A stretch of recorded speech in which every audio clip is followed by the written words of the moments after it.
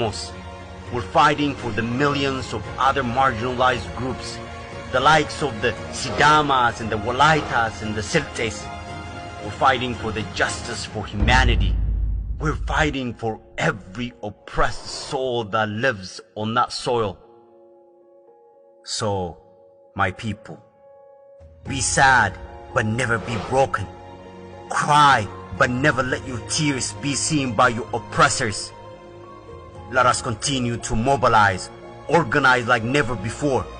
Roll up your sleeves and get to work. Remind the regime that this is not the era for dictators to rule. And remember, this is not like any of our past movements. This is our last straw. Oromo, this is it. Our last chance to be free.